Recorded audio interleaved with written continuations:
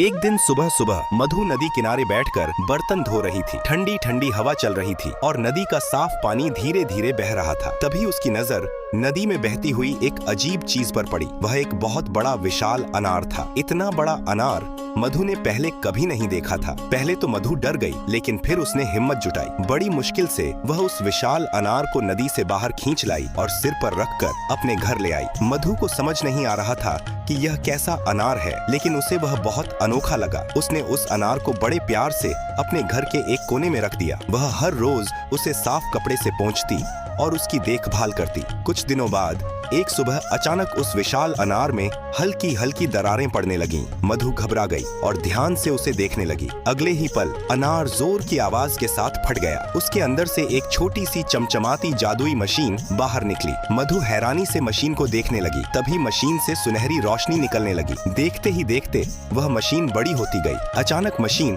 अपने आप चलने लगी और उसके अंदर से ढेर सारे चमचमाते हुए सोने के सिक्के निकलने लगे। कुछ ही देर में पूरा घर सोने के सिक्कों से भर गया। अगले दिन मधु उन सोने के सिक्कों को लेकर शहर के सुनार के पास गई। सुनार ने सिक्कों की अच्छी तरह जांच की और मुस्कुराते हुए कहा, यह तो बिल्कुल शुद्ध सोना है। उसने मधु को उन सिक्कों के बदले बहुत सारे पैसे दे दिए। इतने पैसे मिलने के बाद मधु ने अपने लिए एक शानदार लग्जरी घर बनवाया। लेकिन उसने केवल अपने बारे में नहीं सोचा। उसने गांव के गरीब लोगों में राशन बांटा, जरूरतमंद बच्चों की पढ़ाई में मदद की और कई परिवारों की आर्थिक सहायता की। धीरे धीरे पूरे गांव में मधु की दयालुता की चर्चा होने लगी। वह जादुई मशीन हमेशा मधु के घर में रहती थी। जब भी किसी गरीब को मदद की जरूरत होती, मशीन फिर से सोने के सिक्के निकाल देती और मधु उन सिक्कों से लोगों की सहायता करती। समय के साथ पूरे गांव की गरीबी दूर होने लगी और हर तरफ खुशियां फैल गईं। एक शाम सूरज ढल रहा था। मधु अपने लग्जरी घर के बाहर खड़ी होकर डूबते सूरज को देख रही थी। तभी अचानक जादुई मशीन से